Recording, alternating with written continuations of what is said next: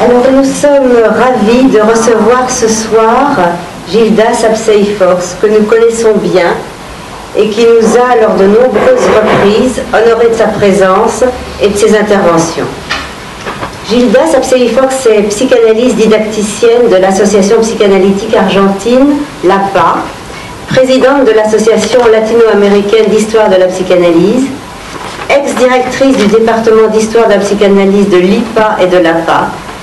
Elle est l'auteure de nombreux ouvrages. Le développement de nos masques, Histoire de la Fédération psychanalytique latino-américaine, Histoire de la psychanalyse en Argentine.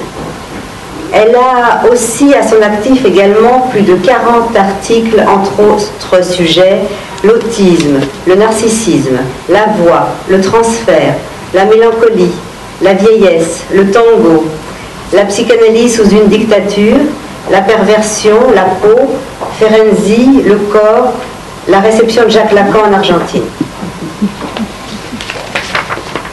Parmi ceux qui ont été traduits en français, ces articles, La peau, sa relation au psychisme inconscient, Au-delà de la perversion sexuelle, Ulysse et Télémaque, une histoire psychanalytique, La crise argentine et la psychanalyse, et Buenos Aires, Paris. C'est dire l'éclectisme de Gildas Apseiforce et son intérêt permanent pour les sujets de la psychanalyse et de la vie. Cher Gildas, tu as réalisé dans ta vie beaucoup de choses, et le terme qui s'impose à moi d'emblée te concernant, c'est celui de jeunesse. La jeunesse de caractère, de pensée, la vivacité d'esprit, la capacité de t'adapter aux situations nouvelles et de parler toujours de ta place d'analyste. Le désir de transmettre ton savoir, ton expérience, l'histoire de la psychanalyse sont au cœur de ta démarche et en cela, tu incarnes au plus près la pensée freudienne.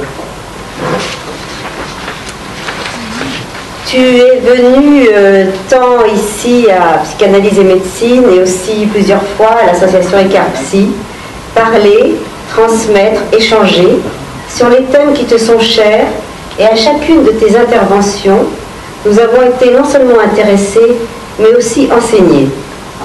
Je voudrais citer une phrase que tu as énoncée lors du premier exposé à Ecarpsy. C'était notre première rencontre, il y a très longtemps, mais cette phrase m'est restée. Tu as dit « Quand j'étais jeune, je pensais que les psychanalystes doivent être meilleurs que les autres. J'étais idéaliste. » Alors, cette phrase m'est restée. Meilleurs que les autres, nous ne sommes pas trop idéalistes, ni utopistes, mais en tout cas, être à la hauteur de ce que nos patients nous déposent, et en cela, je crois que cette mission, tu l'as accomplie. Tu disais aussi, quand j'étais jeune, je dirais, comme Freud nous l'a appris, que le temps n'a pas de représentation dans l'inconscient, et tu le prouves toujours par ta fraîcheur de pensée. Alors, nous te remercions d'être là, et je te laisse la parole. Je suis très touchée pour tes rôles, vraiment très touchée, je te remercie.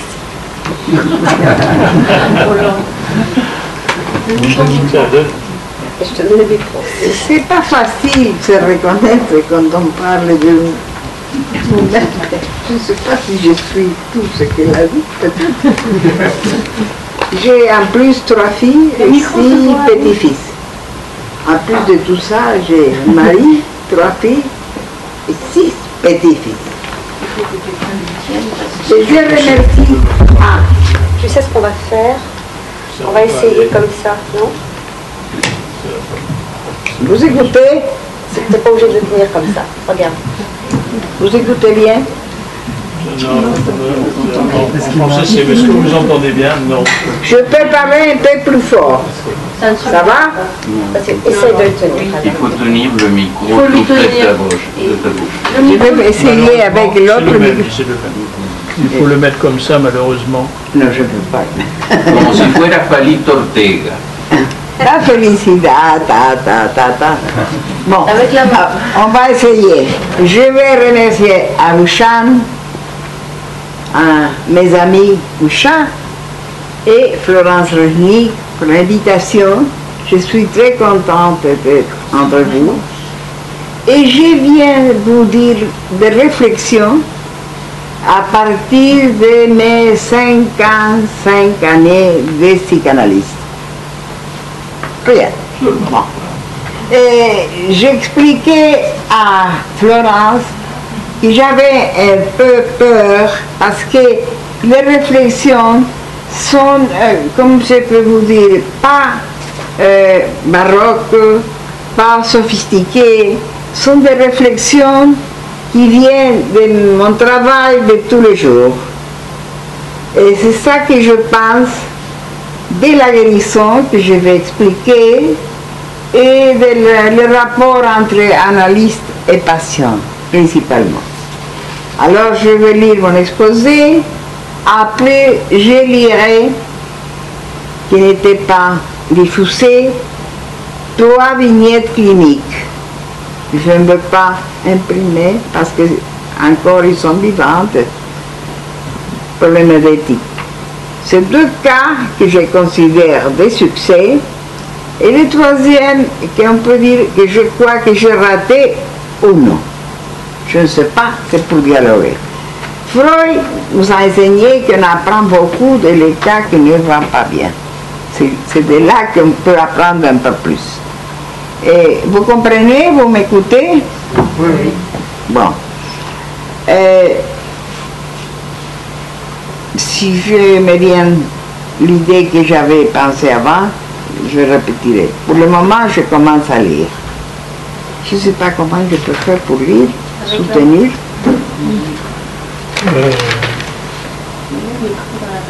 Je vais essayer de soutenir le micro et de lire. Vous me direz si vous m'entendez. Quant à la guérison, nous trouvons les définitions suivantes. Littré dit guérir. Ce mot provient d'un verbe allemand qui signifie garantir, protéger. En effet, l'ancienne langue ne lui connaît pas d'autre acceptation. Au XIIe siècle, guérir ne signifie que cela. Mais au XIIIe siècle, la signification de délivrer d'une maladie, d'une blessure s'introduit. La signification du mot guérir primitif s'est partagée entre les verbes garantir, protéger, défendre et délivrer d'une maladie, d'une blessure. Vous avez écouté? Oui, oui. Qu'est-ce qu'il dit le petit Robert? Guérir. Délivrer d'un mal physique. Second, délivrer d'un mal moral. Se guérir, c'est délivrer d'une imperfection morale, d'une mauvaise habitude, des préjugés. Se débarrasser, se corriger. Et 3e, c'est notre dictionnaire étymologique espagnol qui s'appelle Corominas. Selon ce dictionnaire espagnol, curación, c'est en espagnol guérison, apparaît à la fin du XVe siècle dérivé d'un mot, cura. 13e siècle. À partir du 14e siècle, le mot cura s'applique au curé qui prend en charge le soin des âmes, les soins spirituels et des ouailles. Bon. Fini la citation et j'ai dit. Mais que signifie guérir pour la psychanalyse? Freud, dans la nouvelle conférence d'introduction à la psychanalyse, conférence 34, 1932, dit « Notre première intention avec la psychanalyse a été certainement de comprendre les conflits de la vie psychique des êtres humains, parce que la psychanalyse nous avait démontré que la compréhension et la guérison sont très rapprochés, je souligne très rapprochés, qu'une voie mène à l'autre. Et pendant longtemps, cela a été le seul but. Mais plus tard, nous avons discerné les liens étroits et même l'intime identité entre les processus pathologiques et les soi-disant processus normaux. La psychanalyse est devenue la psychologie de profondeur. Freud dit dans Psychothérapie, traitement de l'esprit, 1890, il soutient que le traitement psychique veut dire le traitement à partir de l'esprit. Il dit la principale ressource pour mener à bien ce traitement, c'est surtout la parole. Les paroles sont en effet l'instrument essentiel du traitement de l'esprit. Grâce à l'expectative d'un espoir, souvent les patients guéris en dehors de l'efficacité du médicament ou de l'action médicale. La psychanalyse est donc avant tout la guérison par la parole. J'ajoute aussi l'émerveillement des enfants quand ils découvrent les mots. D'ailleurs, selon Sándor Ferenczi, il faut retrouver l'enfant chez les patients. C'est ça que disait Ferenczi. Le désir de guérir dépend surtout de retrouver cet enfant. Bien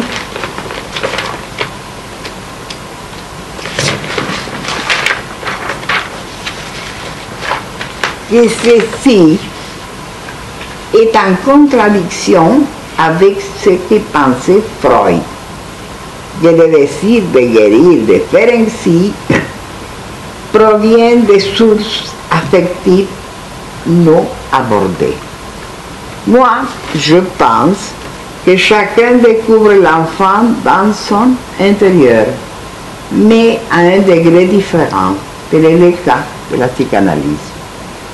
Nous commençons à comprendre l'enchantement de la parole, les influences qu'elle peut exercer en nous, référant à l'hypnose. L'hypnose, semblable au rêve, peut exercer une profonde influence, bien que provisoire, sur la vie psychique des patients. Le traitement psychique est un procédé thérapeutique bien particulier qui dépend, à mon avis, de la suggestion, c'est-à-dire de la sensibilité du patient envers l'influence du médecin. Sur la psychothérapie 1904, Freud dit « Tous les médecins, nous cultivons la psychothérapie en les sachant ou pas. J'ajoute que dans toute psychothérapie, la suggestion intervient certainement, mais entre la technique suggestive de l'hypnose et la technique psychanalytique, il y a la même différence exprimée par Leonardo da Vinci entre peinture et sculpture. Per via di porre o per via del levare. Dans la grande conférence Freud, la conférence s'appelle L'angoisse et la vie pulsionnelle, 1932. Freud exprime que les patients révèlent nos désirs de reproduire un état antérieur. C'est ce que j'appelle la compulsion à la répétition. C'est ça que dit Freud. L'embryologie n'est pas que la compulsion à la répétition dans le royaume animal. Dans plusieurs espèces existe la capacité de reproduire des organes, peut-être le reste de cette faculté développée chez les animaux inférieurs.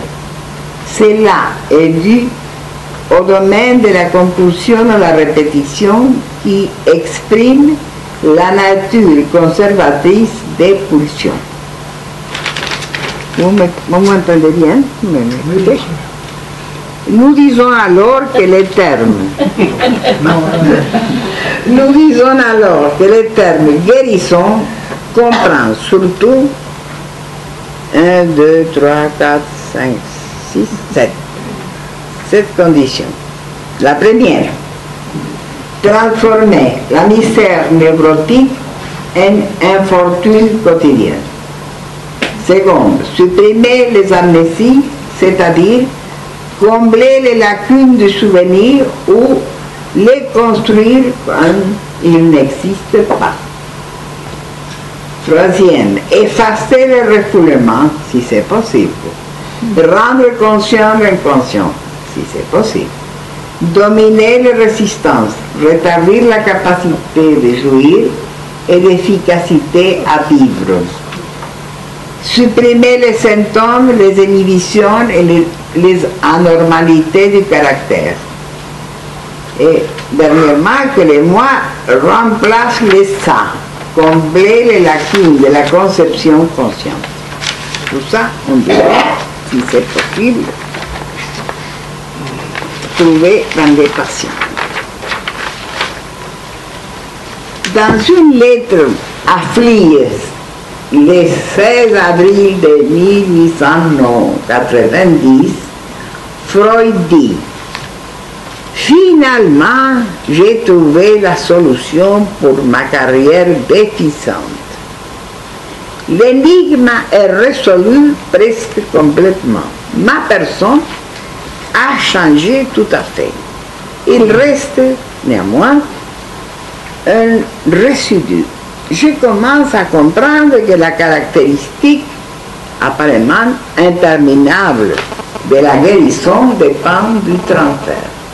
J'espère que ce résidu ne soit pas nuisible pour les succès obtenus. Je ferme les guillemets. À l'autre extrémité temporale de son œuvre, dans l'analyse avec fin et l'analyse sans fin, Freud dit: ce qui nous intéresse, c'est un changement qualitatif. Pour y arriver, en général, nous écartons un facteur quantitatif. La réalité objective nous montre que les étapes intermédiaires sont beaucoup plus fréquentes que les états opposés par une coupure tranchante. Dans les cas de développement et de changement, notre attention se dirige seulement vers le résultat et nous oublions que ces processus en général se développent d'une façon plus ou moins imparfaite. C'est-à-dire qu'au fond, il s'agit d'arrêt partiel. Ferme guillemets. Si nous continuons à parler de guérison, il faut envisager la part de la suggestion et les problèmes de l'alliance thérapeutique. Je pense que parler de guérison n'est pas la meilleure expression pour considérer l'effet d'une analyse. Parce que je crois que les patients présentent des changements que nous appelons guérison, mais qui au fond, ce sont des changements produits par les patients et à partir du patient. Pour moi, c'est très important ça. Quel genre de changement survit chez les patients? Je m'interroge. Je crois que la rencontre entre les patients et l'analyste est la rencontre entre deux sujets, chacun avec sa propre histoire, et qui mène un travail principalement entre deux inconscients. L'analyste ne guérit pas, il n'est pas le protagoniste de la guérison, mais il fait seulement quelque chose qui permet au patient de se guérir. Chez les patients, la pulsion de guérir existe, le désir de guérir, mais parfois on remarque chez les médecins ou l'analyste une fureur courante qui le mène à s'occuper seulement des symptômes du patient, en laissant de côté les aspects humains et structurels de l'analysant. Cela entrave le processus, car la guérison souhaitée est seulement un effet qui arrive sur croix. Donc, dans la situation analytique, il y a des sujets qui doivent travailler ensemble, mais à partir de positions différentes. Les analystes savent fort bien que l'on peut guérir les symptômes, mais que ceux-ci sont seulement les pointes de l'iceberg de la souffrance du patient. La guérison par suggestion dépend du transfert, et c'est très difficile, comme dit Freud, de séparer l'or du cuivre. Le changement par suggestion est lié à l'autre semblable, l'analyse, qui accompagne ces semblables le patient.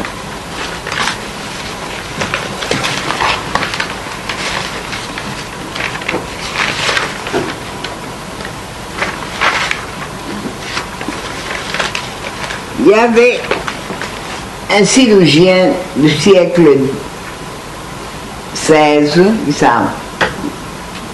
son nom était Ambroise Paré. Il disait « Je le pense, Dieu le guérit ». Si la condition humaine est la névrose, alors la normalité est névrotique. Nous déduisons donc que la psychanalyse agit non seulement sur la guérison du symptôme obsessionnel, phobique, hystérique, mais aussi sur la guérison de la névrose, c'est-à-dire qu'elle permet aussi la réduction de la douleur et de la souffrance subjective, bien que souvent ces souffrances subjectives produisent une douleur ou une lésion organique.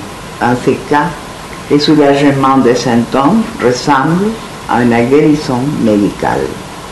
Par conséquent, dans le rapport thérapeutique, nous nous trouvons en présence de deux sujets, chacun avec sa propre histoire, et qui créent un travail où tous deux doivent dévoiler l'obscurité, les événements qui permettent le dévoilement de leur masque. Le rapport thérapeutique est une conversation où il n'y a pas d'analyse semblable. Il n'y a pas d'analyse typique, ni de guérison typique, selon moi. Quant à la durée d'une analyse, je crois qu'elle est sans fin, parce que les deux inconscients produisent toujours de nouvelles situations. La fin d'une analyse doit être proposée par les patients. Cela, je le pense et je le crois, mais la vérité, j'écoutais pour la première fois cette idée d'Ángel Garma, un pionnier argentin.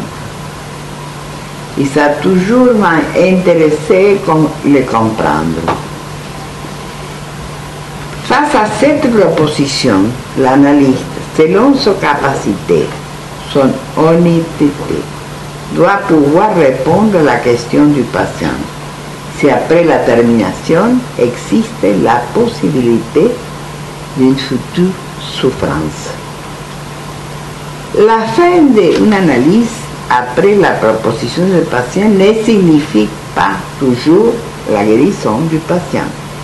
Il s'agit aussi quelquefois de résistance et par conséquent, il faut savoir écouter pourquoi le patient propose de finir. Chaque cas est différent.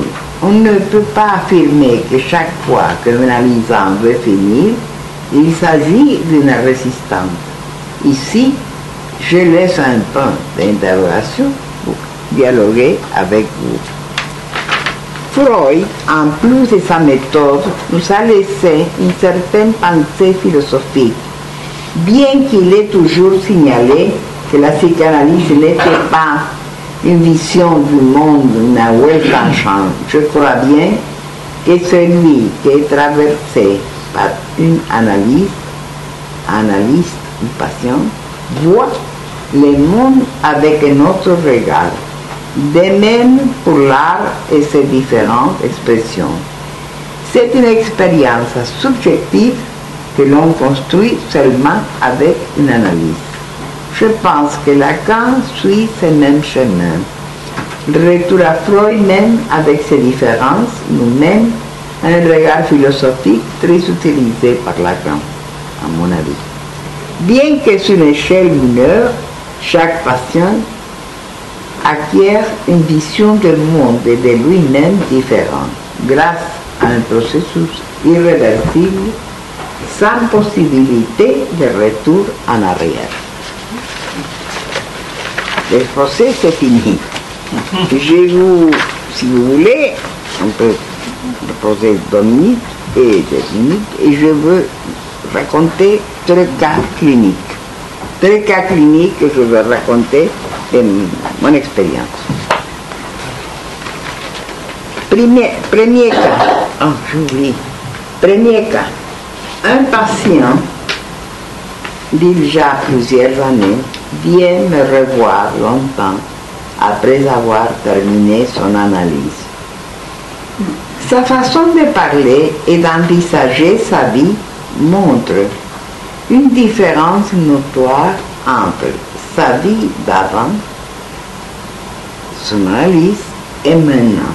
Malgré ses difficultés avec sa femme malade, il a un regard vital sur lui. Même son entourage, il a changé après 10 ans. Second, un homme ruiné par la crise de 2001 en Argentine considère que sa vie est finie. Il entreprend une analyse avec moi. Après quelques années, il est capable d'affronter sa nouvelle réalité économique très sévère et d'envisager sa vie avec un autre regard. Et l'échec, le troisième. Une femme que j'ai suivie pendant quelques années, elle a fait une analyse avec moi, et quelques années plus tard, revient avec des doutes quant à l'efficacité de l'analyse, car elle n'arrive pas à affronter ses difficultés actuelles. Elle me propose, au lieu de reprendre son analyse, de revoir ces conflits non résolus, mais d'avoir seulement des conversations amicales non analytiques. Et en plus, je n'ai pas payé. En plus. J'avais une très bonne impression de cette patiente, elle avait travaillé très bien. Et je lui dis que je vais réfléchir et le jour suivant, je vais lui dire si je suis d'accord ou non. Je n'acceptais pas et je me souviens, c'est ça qui est le plus important, d'avoir eu, au moment qu'elle a rentré au bureau, une sensation désagréable d'étrangeté omineuse. Étrangeté. En les voyant boiter. C'était encore non boiter. Quelques années après, je dis non, alors ça c'est fini. Et par hasard, je suis qu'il avait décidé de s'opérer son hanche. Il est mort à partir de l'anesthésie. Bon. Nous voyons dans ces 3 cas que la différence fondamentale dépend de la capacité ou non de chaque sujet de pouvoir construire un regard, une vision du monde différent.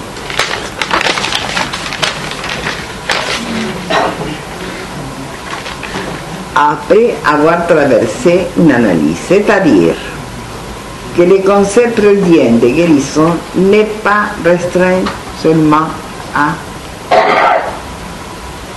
aimer, travailler. Il doit être accompagné de notre regard envers le monde et donc de créer un nouveau monde différent pour le patient.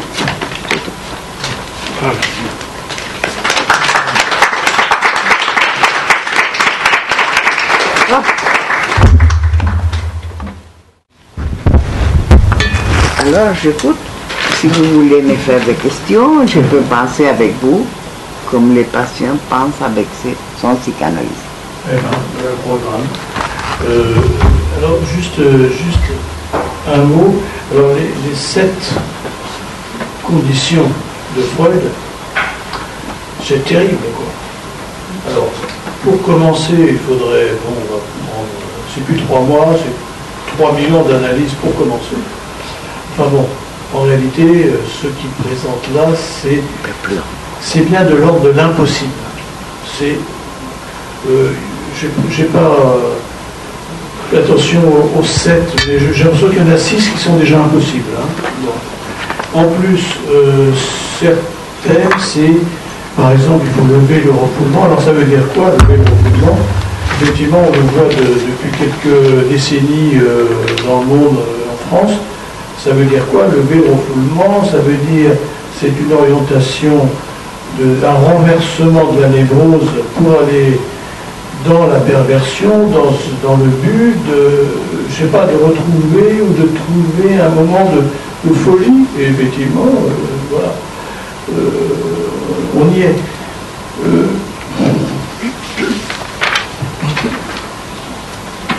Alors,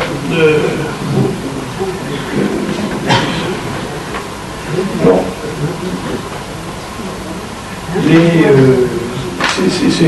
son exposé nous met vraiment, c'est très intéressant parce qu'elle nous met très posément, c'est ton style, dans une certaine... Vous n'entendez pas? Nous met très précisément dans une réalité de la question qui est justement pas théorique mais qui nous place vraiment là. C'est vraiment, en effet, on voit bien, pour chaque sujet c'est différent, pour chaque moment dans la structure c'est différent, en fonction de l'analyste, en fonction de l'analysant, et à la limite de parler, alors même au-delà du terme de guérison, de parler de réussite ou d'échec, j'ai l'impression que ça ne veut plus dire grand-chose. C'est un chemin, je crois qu'il y a une révision du concept à faire, vraiment, de guérison.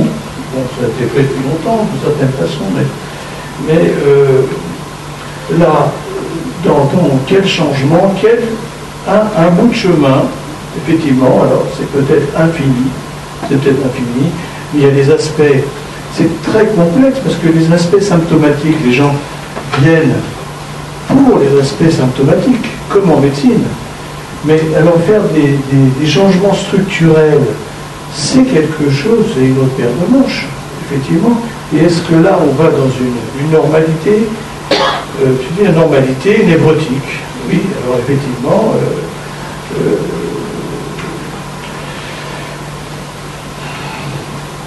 c'est quand même très particulier, parce que, au fond, bon, le fonctionnement des analystes est de même très varié. Si Freud, très varié.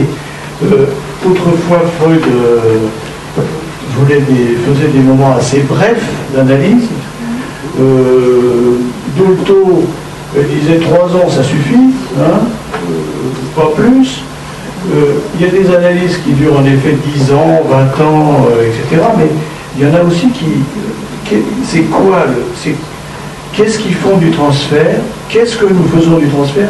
Il y a des captations de transfert, il y en a même qui l'expliquent carrément comme ça. Donc effectivement, de manière infinie, mais est-ce qu'il s'agit de transformation? Est-ce qu'il s'agit de formalité? Ou dans lesquelles on fait quel changement?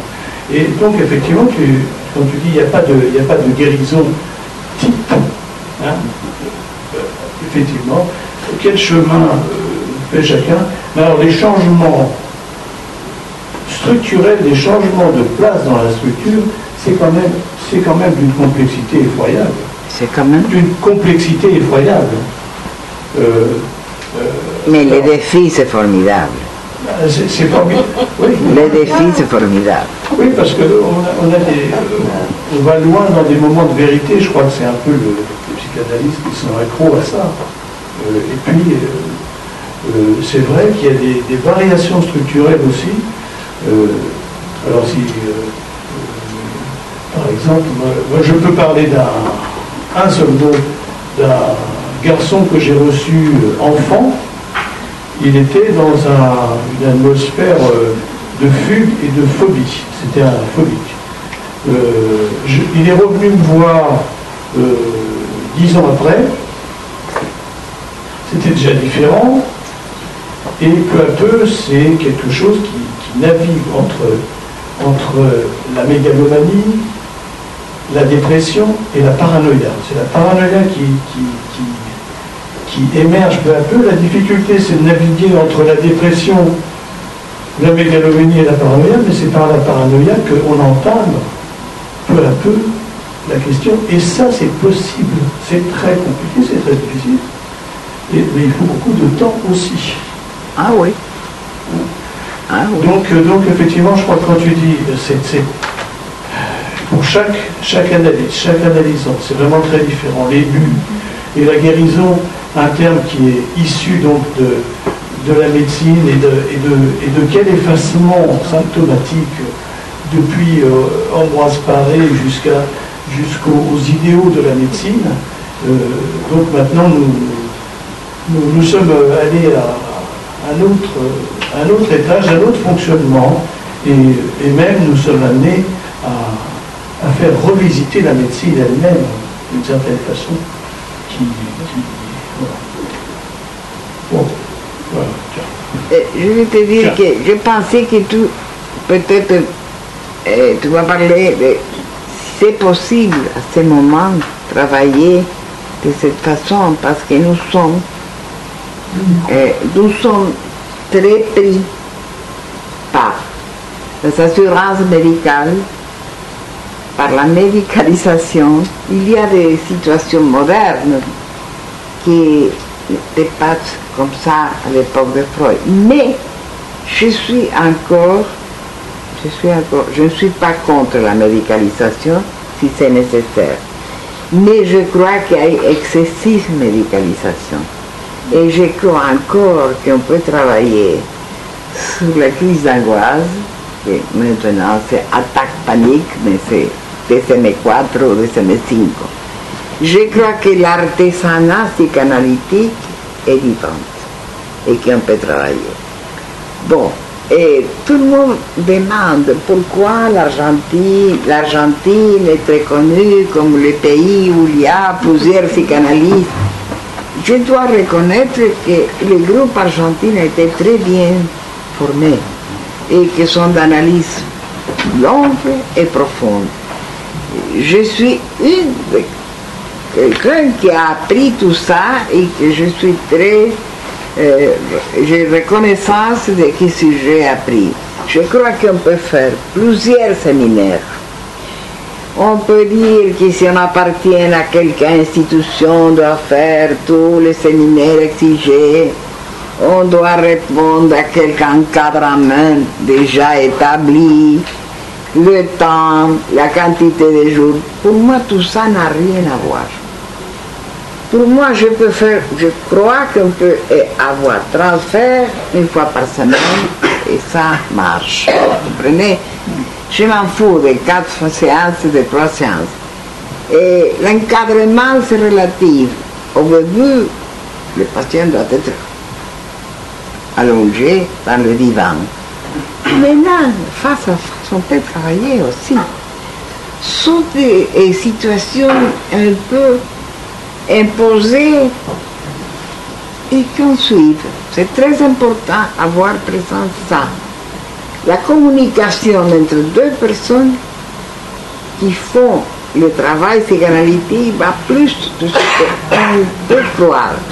Parce que l'interprétation surge de ce que l'inconscient du patient produit dans notre inconscient, qui est travaillé, qui est un peu plus éveillé et qu'on commence à avoir une commence d'interprétation de ce qui se passe entre les deux.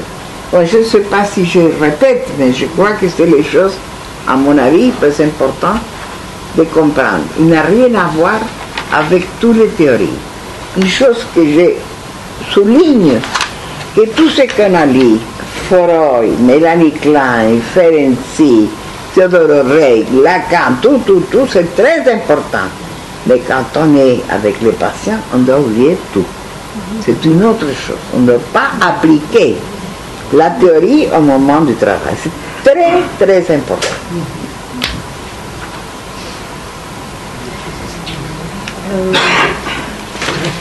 J'aimerais reprendre un point de ton exposé quand tu dis la fin d'une analyse doit être proposée par le patient. Face à cette proposition, l'analyste, selon sa capacité, son honnêteté, doit pouvoir répondre à la question du patient si après la terminaison existe la possibilité d'une future souffrance. Est-ce que tu... Qu'est-ce que je veux dire? Qu'est-ce que tu veux dire? Moi, je me suis posé la question si tu veux dire que l'analyste est convoqué à répondre à cette question, c'est quoi la vie? Bon. Ou du moins... C'est un chapitre compliqué. C'est un chapitre très compliqué parce que je vais dire tout ce que je vois dans mon expérience. Quelquefois, l'analyste veut, dans le meilleur des cas, non, je ne veux pas qu'il s'en aille. On travaille bien, c'est très, très intéressant tout ce qui se fait. Il faut avoir de la part de l'analyste une affectivité qui trouble. L'autre, c'est pire, c'est pervers. Quelquefois, manque de travail peut arriver. Et c'est important que les patients restent. C'est terrible ce que je dis, mais il faut le savoir. C'est pourquoi je parle de l'honnêteté, de la position sérieuse, et j'insiste que quand le patient propose de finir, il le parle avec l'analyste, il le parle et propose. L'important, c'est que toujours, des années, j'écoutais, sont des résistances. Ce n'est pas toujours de résistance. Il faut écouter le patient vraiment et respecter sa décision. Je me souviens, je dis, bon, vous pouvez arrêter, mais je ne sais pas qu'est-ce que vous pouvez venir après, la débâcle, l'apocalypse. Je crois qu'on doit respecter la décision du patient. Je t'ai répondu? Pas tout à fait. Ma question portait sur la question que la réponse, tu dis que le psychanalyste doit répondre à la question du patient si après il existe la possibilité d'une future souffrance. Qu'est-ce que tu entends à cette question? En ce cas, si je crois que c'est sa possibilité, je suis honnête. Je lui dis, vous pouvez arrêter. Mais je ne peux pas vous assurer que les choses peuvent revenir. Dans certains cas, pas tous les cas, mais je l'ai dit. Et quelquefois, il reste. Quelquefois, quand on dit comme ça, vraiment, sincèrement, il reste. Autrefois, non. Est-ce qu'on pourrait imaginer que si le patient analysé veut partir et comme tu le dis, voit le monde avec un autre regard après son analyse et comme une nouvelle expérience subjective, alors pas la guérison, mais un effet de guérison serait qu'il n'aurait plus besoin de poser cette question. C'est difficile de définir, c'est pour ça que j'ai dit guérison ou comment on peut appeler ça, c'est guérison, parce que comme je considère que tout le monde a une neurosis normale, la névrose n'est pas guérie. c'est en tout cas un équilibre, une acceptation de certains aspects que peut-être on ne peut pas changer complètement, mais que l'analyse peut aider à maîtriser.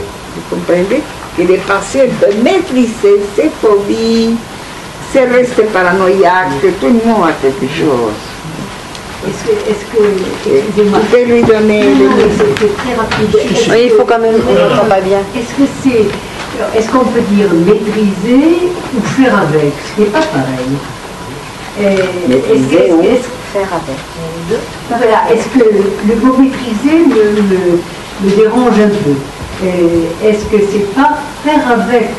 C'est-à-dire appeler sa créativité pour faire avec ce que la vie nous donne ou avec ce qu'elle nous refuse? C'est faire avec. Tu peux m'expliquer un peu plus? Faire avec qui? Faire avec le symptôme.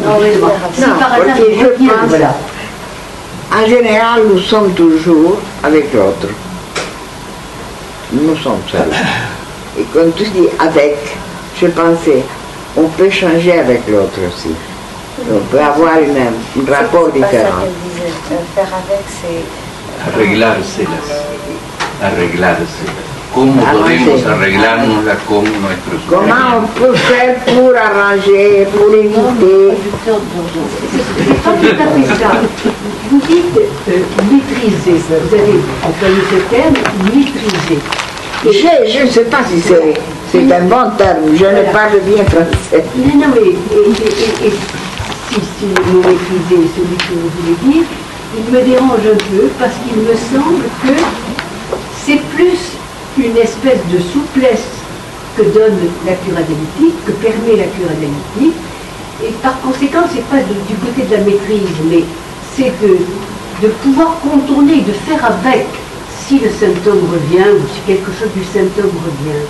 C'est en faire quelque chose, faire avec, le connaître suffisamment et l'avoir suffisamment exploré pour pouvoir en faire quelque chose.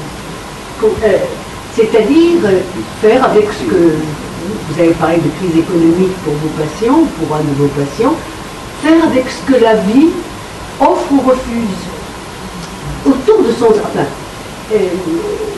faire que le symptôme ne devienne plus un arrêt de mort, un arrêt dans la vie, mais qu'on puisse en faire quelque chose. Voilà. Je sais bien qu'est-ce que je peux ajouter, mais si j'ai bien compris, peut-être non, je pense qu'on doit écouter notre désir, toujours. Mais aussi, on doit savoir quand il faut mettre une limite. C'est maîtriser. Je peux aspirer, désirer quelque chose, mais il y a une limite. Il y a la possibilité d'accepter la réalité, de ne pas de souffrance pour nous-mêmes et pour les autres qui sont proches à nous. Je peux te poser une question? Oui. Est-ce que tu as lu le journal? Ah, tu dois parler en français pour le public, parce que pour moi... Oui, bien sûr. Est-ce que tu as lu le journal d'Alejandra Pizarnik? Je l'ai lu il y a plusieurs années. C'est un document très intéressant pour ce que tu disais de la guérison. Parce que c'est la guérison vue du point de vue de l'analyseur, du patient. Je connais l'analyste aussi, Léon Ostrov. Je connais toute l'histoire. Je connais toute l'histoire. Je pense que c'était une mélancolie profonde qui n'était pas profondément Cela nous travaillée. éclaire sur un autre point. Et tu peux nous raconter un petit peu l'histoire? Et c'est un poète extraordinaire que tout le monde aime à Buenos Aires, très, très intéressant. On peut rester passionné pour les patients, et ça, c'est une autre chose difficile dans l'analyse. Quelquefois, il y a des patients qui nous produisent un effet émerveillant, formidable. Être les analystes de Pizarnik avec imaginer les choses qu'elle a fait Mais c'est la séduction qui produit un analyste peu. Mais il me semble que la demande de guérison de la part d'Alejandra a joué là un rôle qui nous éclaire aussi sur quelle est la part du fantasme de guérison dans la demande d'un analysant. L'histoire, je vais la raconter assez rapidement. Alejandra Pizarnik était une très grande poétesse argentine. Elle a vécu à Paris. Elle a été l'amie d'André Pierre de Mandiargue, l'amie de pure amitié d'André Pierre de Mandiargue. Elle était homosexuelle à un moment où l'homosexualité était considérée par certains analystes comme pathologique. Je me souviens très bien d'un grand analyste. Tu sais avec qui elle était? Je sais, je connais. Silvina Ocampo. Oui, oui. Je connais toute l'histoire et là aussi, sa demande de guérison était si forte qu'on l'a placée sous médicaments. Et ça aussi, ça a joué un rôle parce qu'elle est morte, on ne sait pas si suicidée ou par une sorte d'overdose de médicaments, d'amphétamine. Elle était sous amphétamine. Donc c'est un cas assez tragique finalement. Emblématique même. Et voilà. Et qui a pour nous une valeur emblématique. Absolument. Et donc, ce qui me semble là, quand tu parles de guérison, tu touches à un aspect essentiel dans le rapport analysant-analyste. Mais nous sommes, dans ces cas, dans l'ordre de la psychose, pas de la névrose, à mon avis. Peu importe, ce qui m'intéresse... Pour moi, oui. Pour moi, oui. Non, moi, ce qui m'intéresse, c'est ce fantasme de guérison dans la demande de l'analysant et comment l'analyse peut agir elle-même pour lui montrer qu'il y a un autre espace qui ne s'appelle pas guérison. Un autre espace qui est celui du faire avec, qui est celui pour celui qui est accablé par la crise de 2001, qui se retrouve ruiné, de se rendre compte qu'il y a un autre espace de vie en dehors du faire. Sur le cas de Pizarnik, je pense qu'à l'époque, il n'existait pas de médicalisation et je pense qu'elle avait idéalisé la douleur. Et je me questionne, est-ce que ce qu'elle a produit comme romancier, comme poète, serait la même chose si la pathologie disparut? Je ne sais pas. Si c'est la folie ou malgré la folie. Alors quel est le prix, non? Parce que c'est quand même, elle a payé ça de sa vie. Il y a autre cas, pas de poète, de peintre. Comment s'appelle ce qui a fait dessin, que j'ai fait le prologue d'un livre, qui a été enfermé plusieurs fois. Je ne me rappelle pas, elle était une dessinateur et surtout, comme on dit en français, c'était pas peinture, gravadora. Extraordinaire. Caravaggio. Elle a été bien... Caravaggio.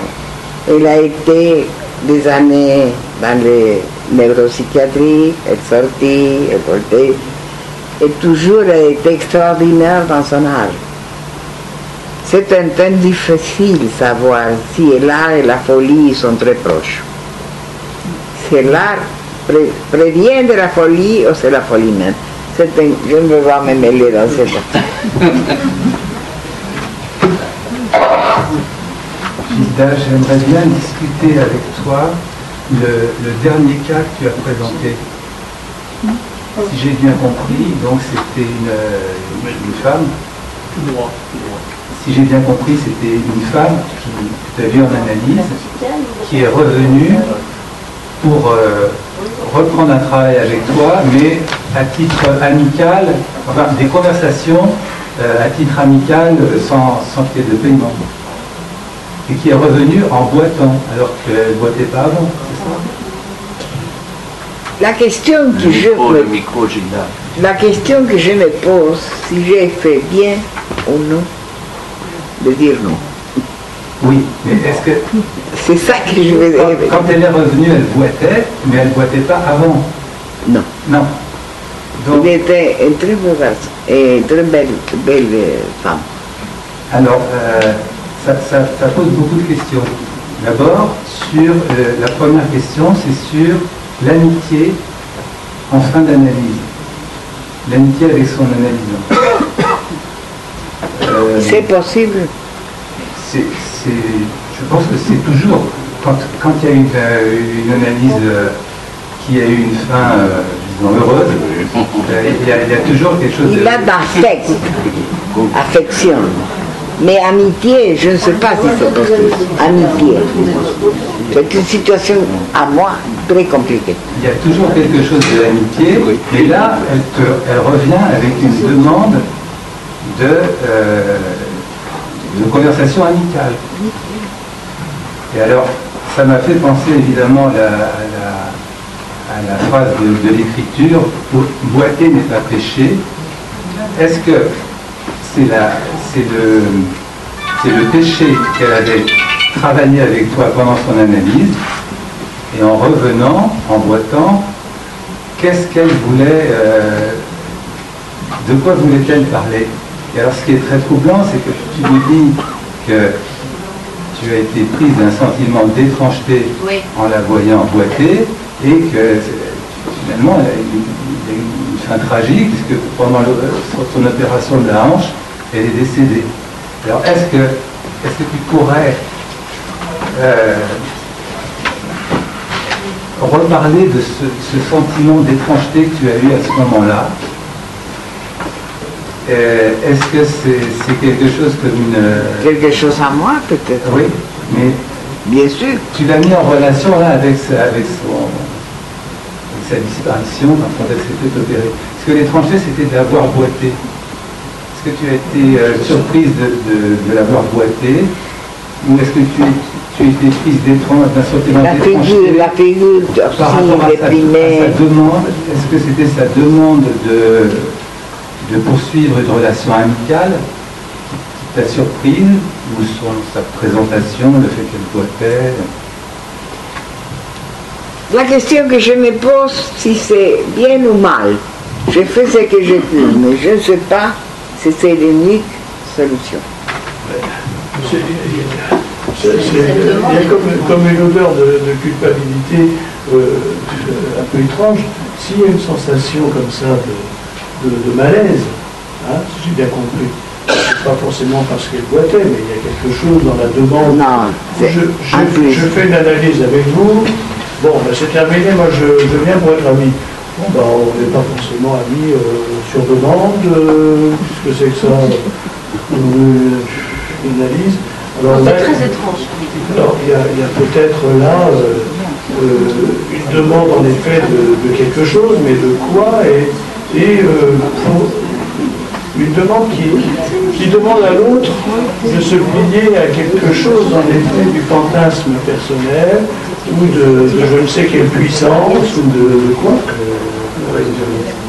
Et puis, rien ne dit que enfin, quand même, c'est une interprétation de dire que elle est morte à cause de ça, on est presque en train de dire. Elle a eu une intervention sur la hanche, bon, et ben... Elle poussait les médecins à la faute, par exemple. Alors, il y a une histoire là, d'anesthésie un peu particulière, c'est vraiment...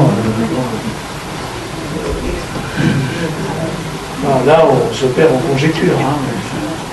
Ce sont des choses qui arrivent, j'ai dit.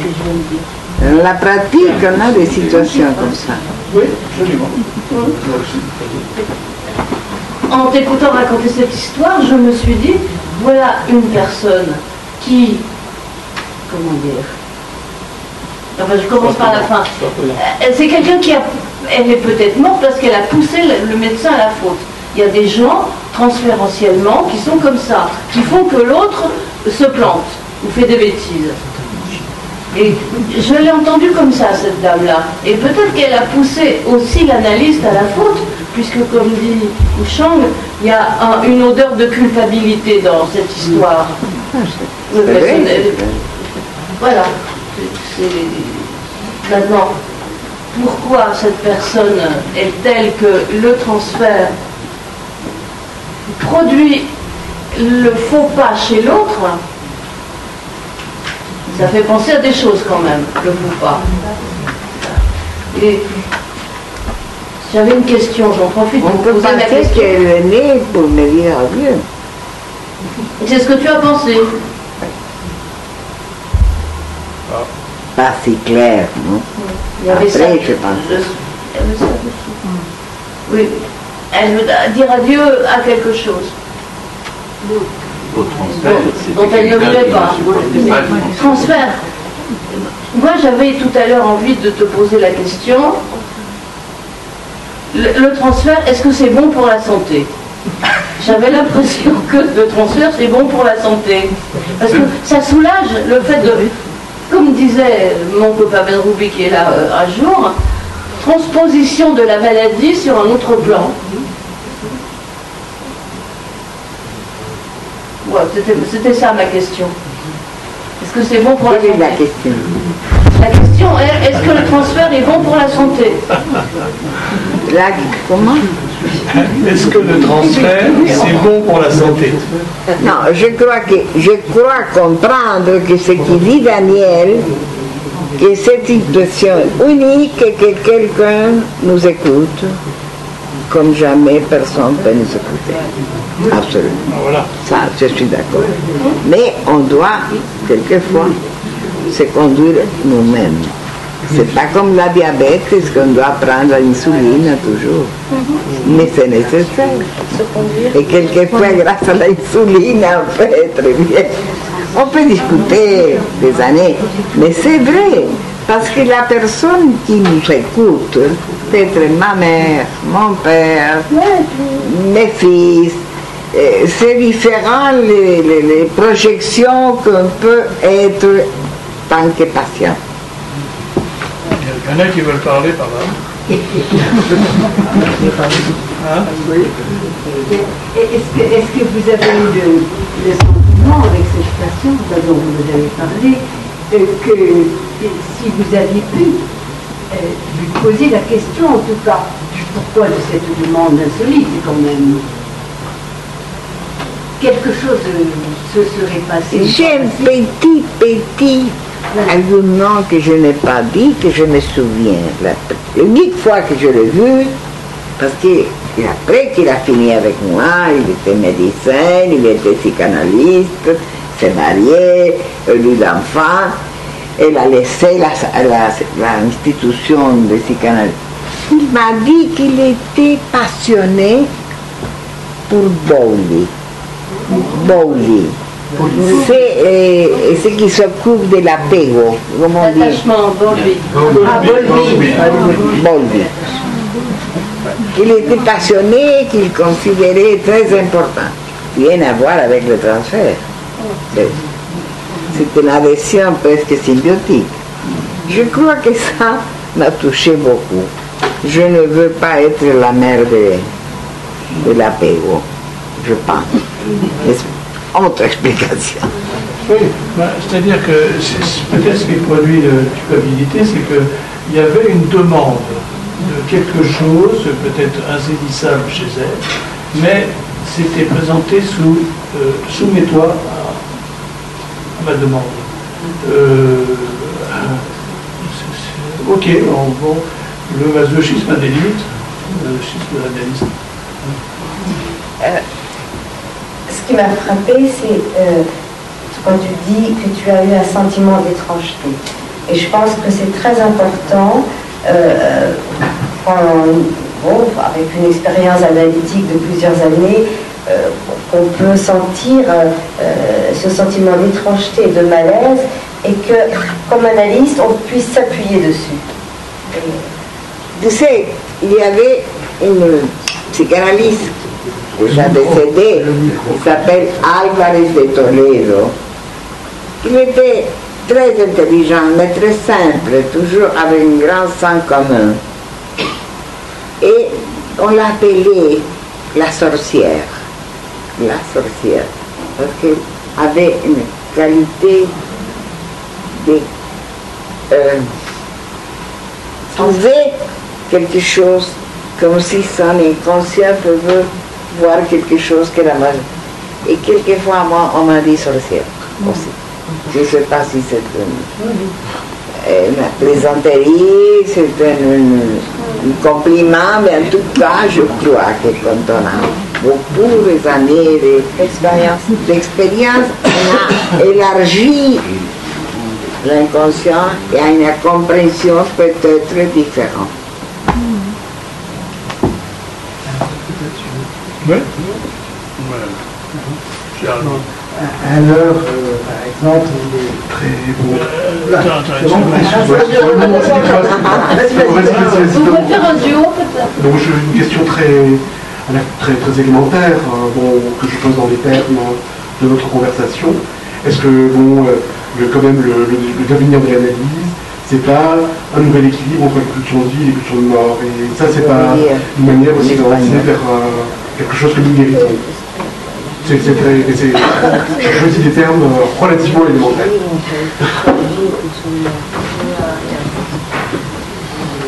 La question, c'est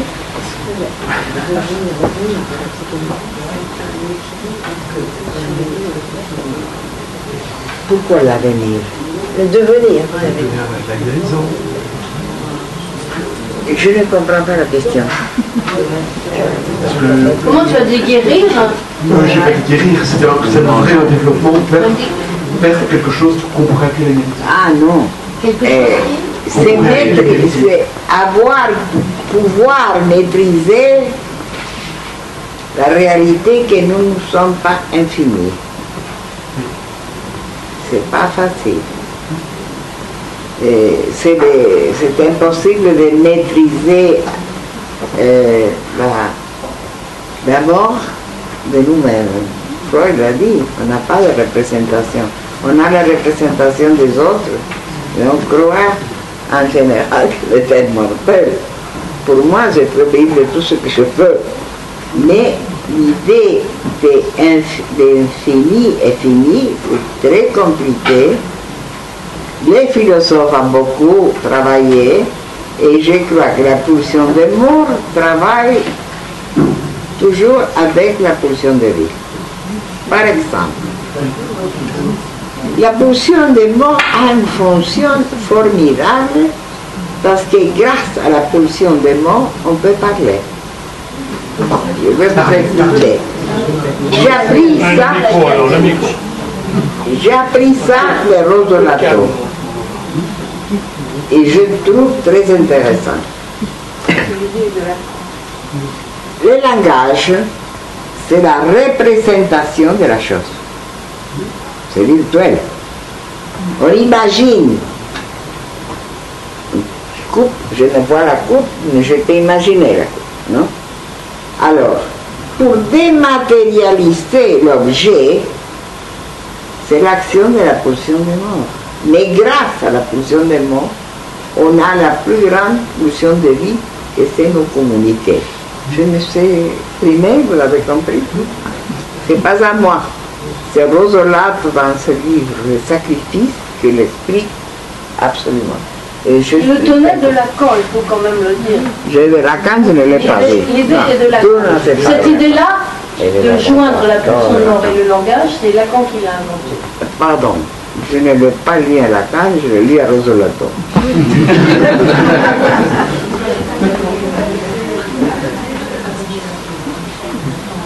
Alors, des thérapies comportementales qui s'attaquent aux symptômes au premier degré, en quoi la psychanalyse est différente?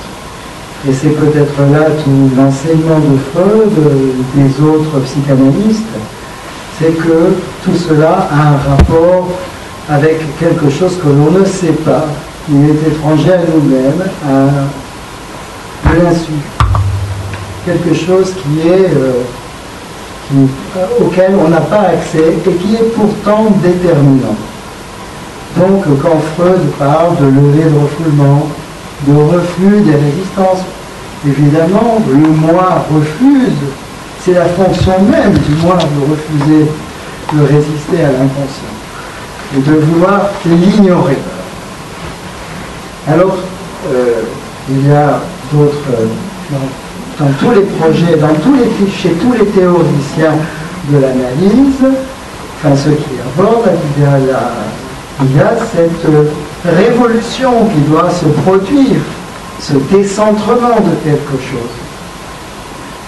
Si bien que peut-être que ce regard différent sur le monde, c'est aussi l'expérience qui advient quand on s'est confronté à quelque chose d'étranger en soi, à soi-même, et qui est complètement déterminant. La mort, par exemple. La mort, oui, la mort, le rapport à la mort, ou même la haine, le fantasme, tout ce qui est refoulé, les résistances, tout ce que Freud se donne comme programme, dans une analyse, au travers le parcours de l'analysant, théoriquement et effectivement, il s'y coltine, il rencontre cela. Il y a peut-être aussi un moment déterminant, je pose la question, un moment déterminant, c'est par exemple quand les patients qui se plaignent de leur enfance, de leurs parents, etc., ont accès ou se mettent à penser en quoi leurs parents pouvaient être névrosés et qu'ils avaient eux aussi un inconscient. Donc il y a comme ça des différentes. Est-ce que vous ne croyez pas, ça sera ma question, est-ce que vous ne croyez pas que ce que vous appelez là peut-être guérir ou un autre regard guérir ou un autre regard sur le monde, c'est tout ce qui est remanié et qui a à faire avec ce savoir inconnu, ce rapport, ce nouveau rapport au monde, ne serait-ce que son propre monde psychique. Non, je vous écoutais, je ne sais pas si j'ai bien compris, mais par exemple, après Freud, est venue Mélanie Klein pour mettre tout son intérêt sur la jalousie, l'envie, je ne sais pas si on dit en français la poitrine bonne, la poitrine mauvaise. Bon. Mais il y a des choses qui sont intéressantes. Mais sont des modes aussi, à la mode. Parce qu'avant, si quelqu'un se plaignait de ses parents réels, les Kleiniens disaient non, c'est vous qui devez réparer votre angoisse, votre envie, votre jalousie. Et toute l'analyse et la réparation, et même la mélancolie des agressions inconscientes que les enfants avaient. Mais c'est vrai, ma lecture, que Lacan, qui m'a beaucoup impressionné quand je crois que j'ai bien compris l'état de miroir. Il nous explique la fragmentation, au moment où on doit, le corps se fragmenter et après il faut le compléter, ce qu'on appelle la castration. Et il y a quelqu'un qui pense, je ne sais pas qui pense au chien, que c'est le moment de l'estadio de la psychose, de ne pas et faire la liaison de tous ces petits morceaux de moi qui n'est pas complet. À ce cas, on peut dire que Bion a travaillé aussi sur ce sujet, c'est intéressant. Mais je retourne à Freud, c'est Freud qui me donne pour le moment toute la réponse que j'ai besoin. Et s'il ne me donne pas, je trouve qu'il y a certaines incertitudes en tout, en la vie, dans le traitement, et que si quelques patients disent vraiment mes parents ont été horribles, Je crois qu'il a raison. Quelquefois, c'est comme ça. C'est comme ça. Il faut respecter ça. Il doit exiger qu'il doit aimer ses parents qui ont fait la vie impossible. Vous comprenez? Sortir de cette idée toujours des mondes internes, tout ça. Il y a des raisons. C'est la partie du moi, du patient qui fait quelquefois faire un peu clair. Vous m'avez compris? Oui, mais c'était pas ça ce que j'ai fait.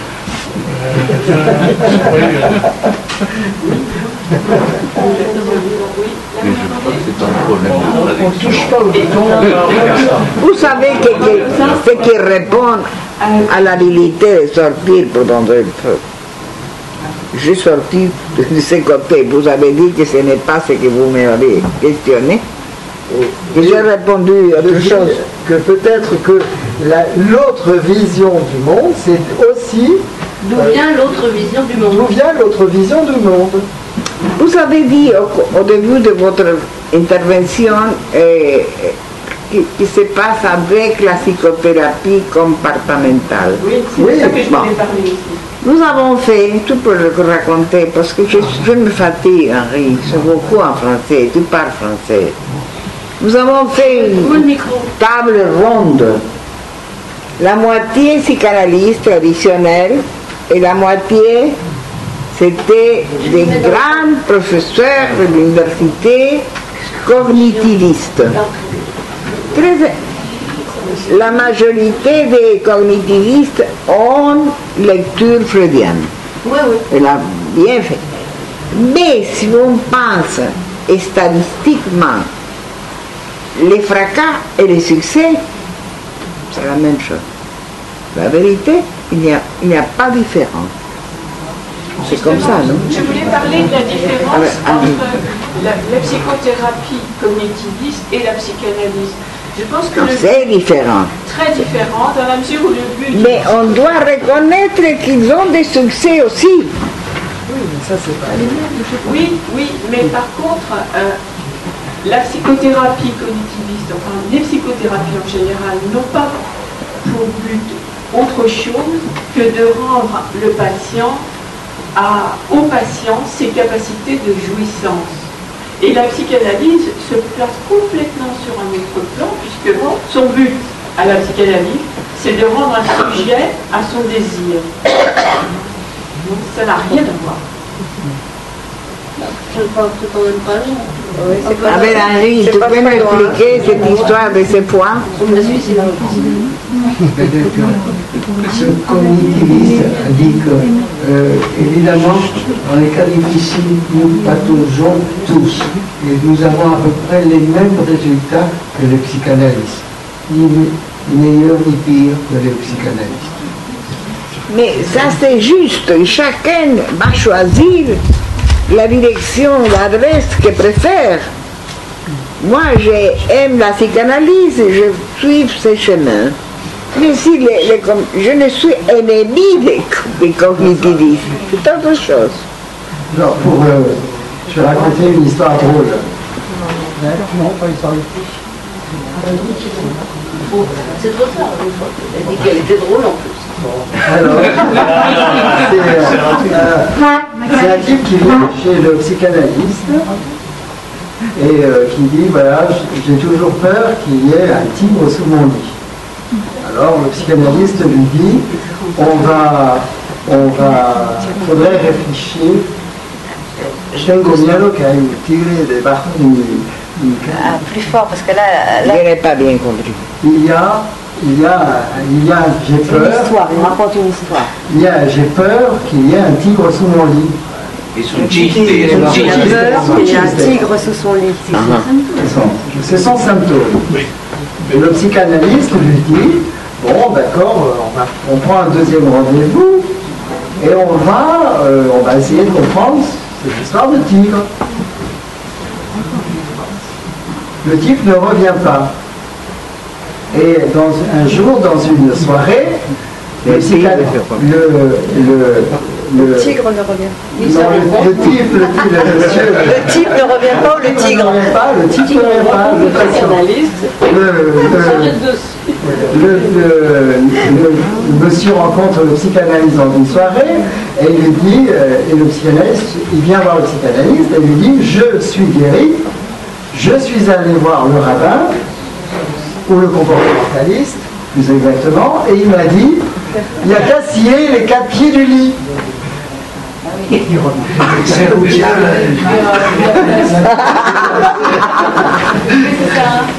Et puis, 6 mois après, le monsieur revient voir le psychanalyste, et ça c'est la suite, et lui dit, maintenant ça allait fantastiquement mieux, mais maintenant j'ai peur, mais je ne sais pas de quoi.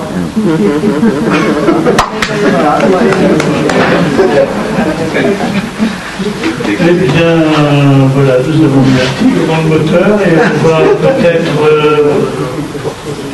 remercier Gilda de nous avoir remis les pieds sur terre. Hein, voilà, merci. Bon, je vous remercie.